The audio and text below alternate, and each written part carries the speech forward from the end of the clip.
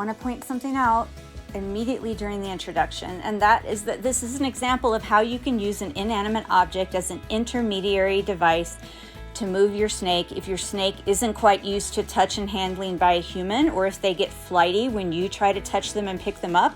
If they're not quite ready for that yet, but they do come in and out of their enclosure on their own, or you're able to target them in and out, you can use an intermediate object, something they're not afraid of, something that they're used to, in order to move them around or put them back in their enclosure after they've been out for exercise.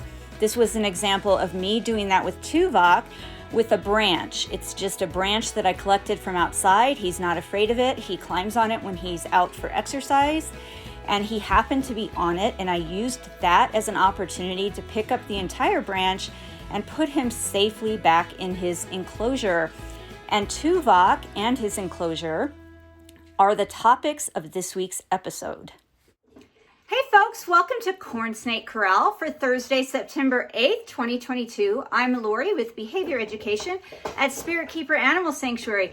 And I do realize this is not a corn snake behind me. This is one of my Morelia Bredli, or Bredl's pythons, who wants out. And as soon as I finish filming this intro, I'm going to let her out.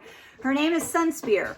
But I have a special episode of Cornsnake Corral for you tonight. We're going to follow the story of one of our corn snakes, Tuvok, from when he arrived up until this week. He's had some very exciting milestones in his life, and I'm going to share those with you. I think it will be helpful for those of you who might be a little bit frustrated because you happen to pick out a snake or randomly get a snake that's on the shy side. There is hope.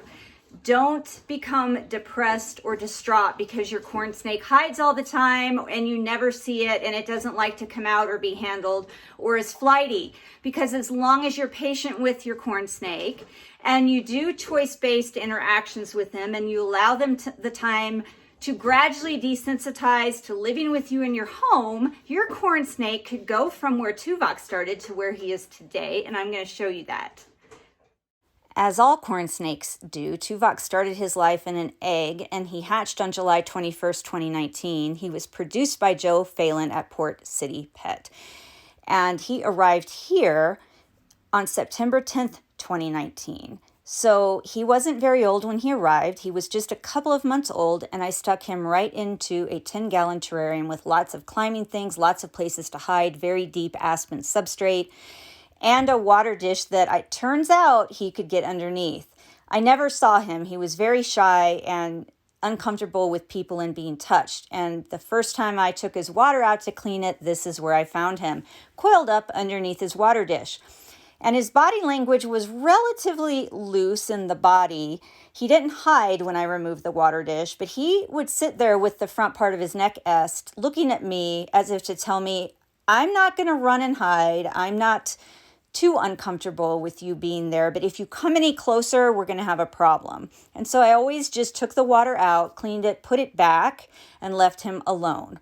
Pretty soon, he started coming out and moving around the enclosure more, but he would always stay near places where he could quickly retreat to if he felt uncomfortable. And I didn't ever take him out. I didn't ever mess with him. And I started target training him from the first feeding. Whenever he was in this half coconut hide and I could see his face, that's when I would choose to feed him and do a target training session. And we eventually worked up to me getting him out of that coconut hide during the target training session. So of course, at first I just paired the target with food right in front of the hide and then a few inches away from the hide. And I just moved it further and further away until he was coming completely out of the hide and targeting out of the hide across his little 10-gallon tank to get his reinforcer. So now we're flashing forward to November 2020. He was in his half coconut hide. And he's gotten quite a bit bigger because keep in mind, now he's a yearling corn snake, but he's still in this little 10-gallon terrarium because he was so shy and I just felt wasn't ready to move into something bigger. So I realized where he was. I made sure that he perceived the target and was ready to start the session. And you'll see in a year that he has come a very long way. He's now targeting not only within his enclosure, but he's targeting partway out of his enclosure. This was a huge step for him. And it was at this time that I could obviously see how big he'd gotten and that he had gained enough confidence that I felt comfortable at least moving the fully furnished 10-gallon tank along with Tuvok into a PVC enclosure. In December of 2020, just 1 month after this target training session that you're seeing now, I moved his whole tank along with him and everything in it into a 34 by 18 by 18 inch PVC enclosure. The target training session that you're now about to see was just a month after I moved him, and he was doing fairly well with this setup. He would target out of his 10-gallon tank and into the enclosure at large, but he was still utilizing that 10-gallon tank as a home base. Now, he would come out on his own and use the larger space sometimes. Occasionally, I'd find him under that large white water dish. Sometimes I would find him in the hide in the far right corner in the back there behind the water. Sometimes he would move around and he would come to the front of the PVC and look out, but he always retreated at this point, still back into his little 10-gallon tank. So you might be wondering how he came so far. And if you're a regular viewer of the channel, you probably can already guess that it was through passive habituation and gradual desensitization. Passive habituation means that I set his 10-gallon tank up in an area of the house that was very busy.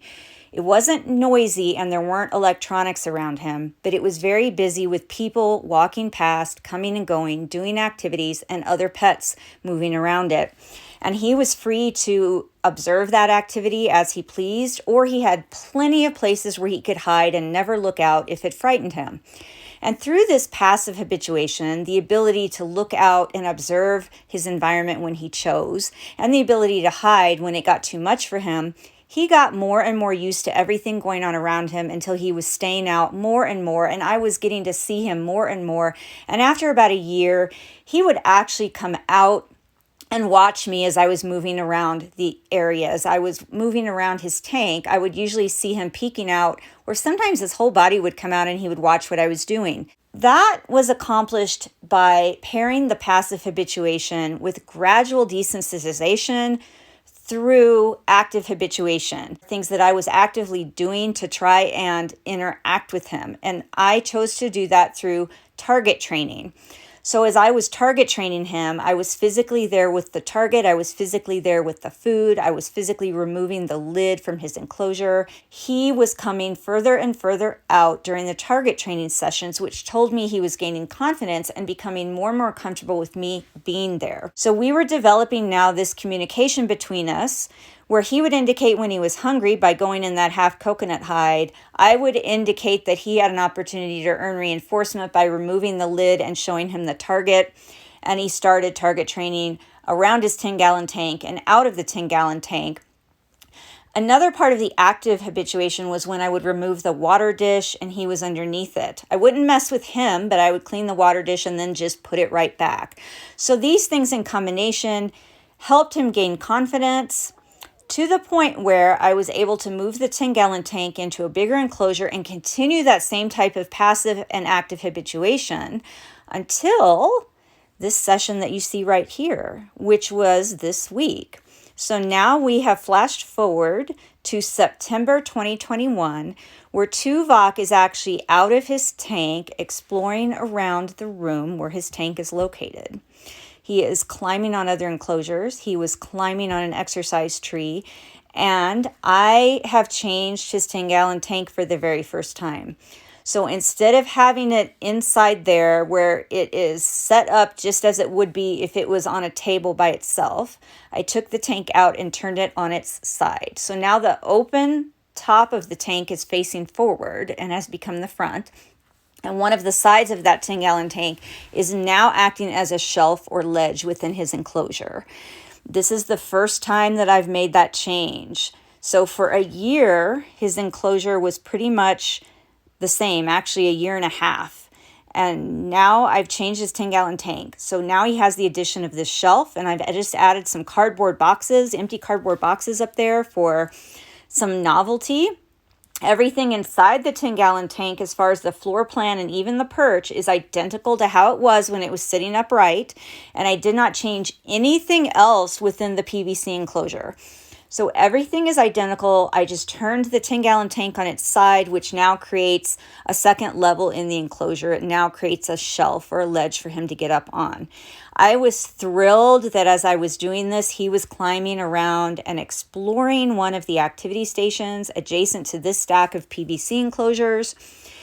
And he really didn't act fearful. Now, he still isn't used to touch and handling. We haven't worked up to that yet, which is why in the beginning of the video, you showed me using one of the sticks, one of the small little wooden logs to put him back. That is on this exercise station a few levels down. And when I saw that he climbed onto it, I just used that as an opportunity to go ahead and put him back. I wanted to end everything with some positive emotional valence. I wanted to end the session on a positive note, and I didn't want to introduce touch and handling because he'd already made such progress and come so far to be coming out and exploring this way that I didn't want to introduce something else to the equation. But I did feed him while he was out. He was acting so confident and so comfortable that I thought I would go ahead and do a target training session and see if he wanted the opportunity to earn a food reinforcer while he was out. And he did seem a little nervous when he first saw the target. He turned away from it at first. I think it startled him. And we have never, ever done a target training session outside of his enclosure before. But I was patient with him, and I didn't abort the session because he wasn't acting flighty or extremely fearful. He was just acting nervous, and he was giving me an indication that he wasn't quite sure what was going on. And I gave him some time to sort of figure it out and take a look and realize, oh, that's my target. That means that I'm going to get fed. And he started to respond to it a little bit. When I got that definite acknowledgement of the target, when he looked at it and it was clear that he realized what it was, I offered him a small mouse, and he ended up eating it on this exercise stand, sort of coiled in that purple ball, which wasn't exactly my intent. And then I was worried about getting him put away because that purple ball is tied to the activity stand. And if he was all coiled up and wrapped in it, I was unsure how I was going to get him out without being intrusive, and I didn't want to ruin the positive experience that he was having. But I just left him alone for a time, and after he ate, he climbed down onto the piece of wood, onto that branch, and that's when I took the opportunity to use that branch to go ahead and put him away.